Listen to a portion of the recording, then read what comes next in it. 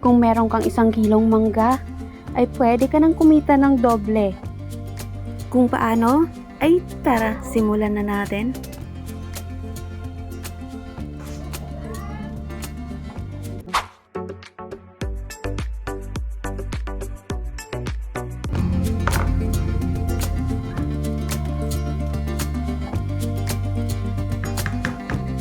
Kailangan lang natin ng 3 tasa ng cassava flour. Tunawin lang natin ang cassava flour sa 1/2 litrong tubig.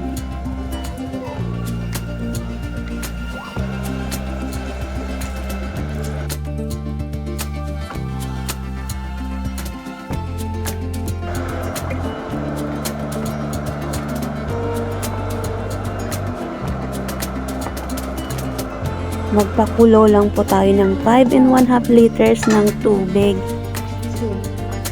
At ibuhos lang po natin dito ang pinakulong tubig.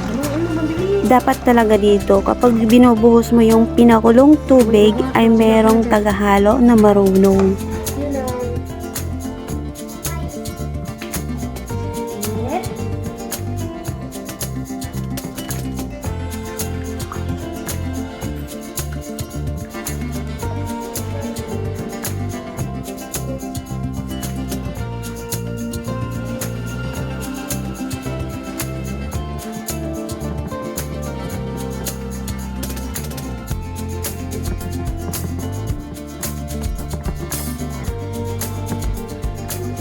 Lutong-luto po ito wala nang makitang puti.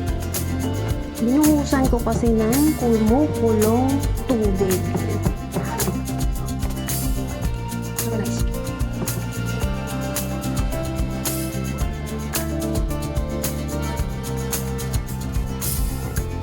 Perfect!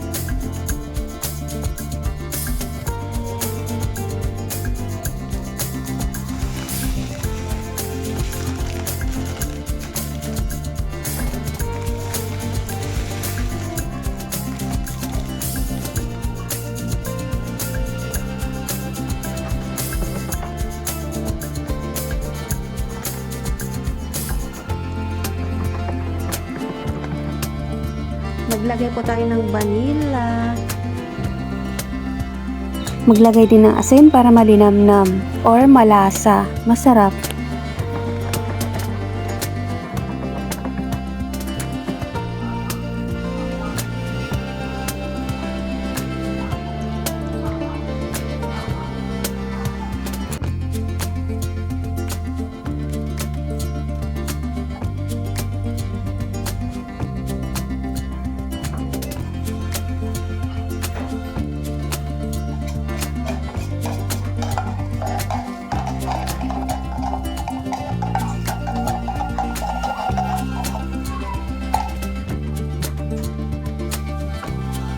Punong-puno na po talaga itong lagayan natin, kaya hindi ko na mahalo ng mabuti. Kaya ang gagawin ko ay ililipat sa mas malaking lagayan para mahalo ng mabuti, at dahil may ilalagay pa tayo na iba pang mga sangkap. At kung nakikita nyo pong sobrang lapot, ay wala po yan problema. Kulang pa yan sa halo. Ayan, kapag nahalo na ay perfecto naman po. Ayan.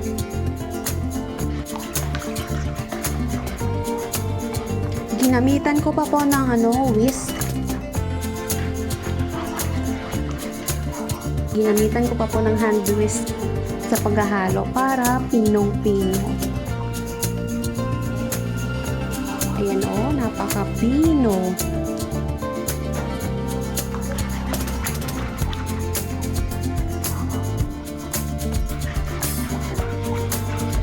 Maganda kasi itong whisk manghalo.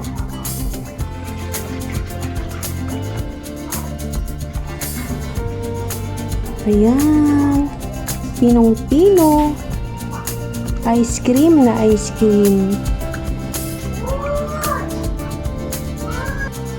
At palamigin muna natin bago ilagay ang iba pang mga sangkap.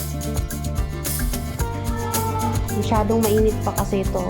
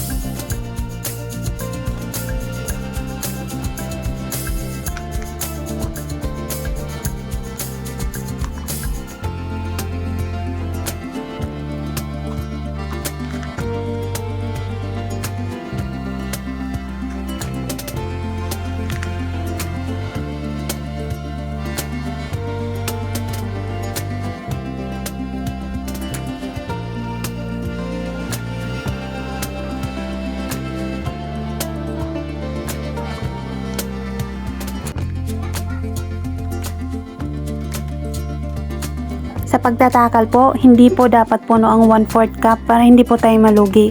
At iba po ang pagtakal sa ice candy at itong popsicle. Medyo bawasan po natin ang pagtakal dito sa popsicle ng kaunti para may benta pa rin natin ng 5 pesos kasi nga po gumagamit pa tayo dito ng stick at saka yung cups. Ganyan lang po kadami yung pagtakal ko. Pagmasdan nyo po.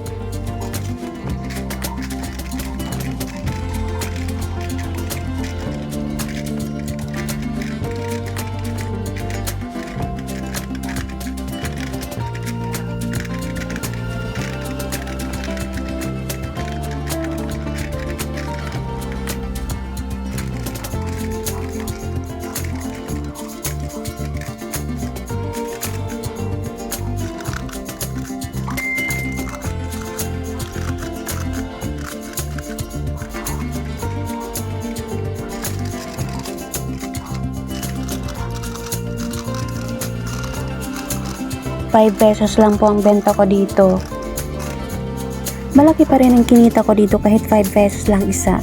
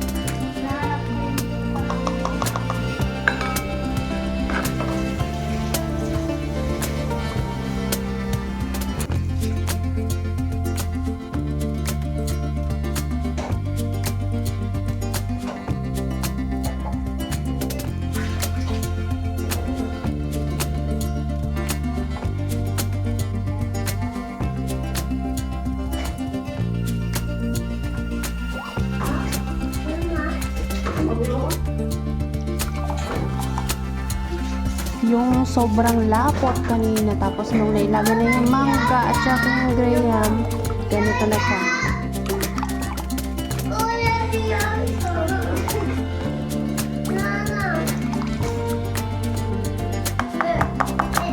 Pero walang problema, super lambot pa rin yan.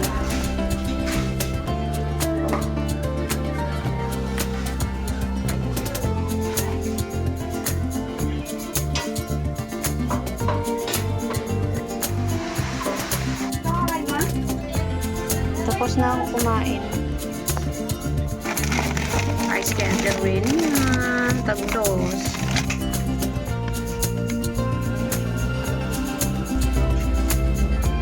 Yan. Nakapwesto na dyan. Makoy, kumain ka na. 141.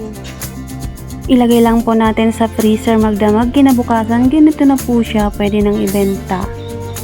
Ang sarap at ang lambot. Lahat po yan, ice candy, popsicle, tag 5 lang ang benta ko. Para abot kaya ng masa.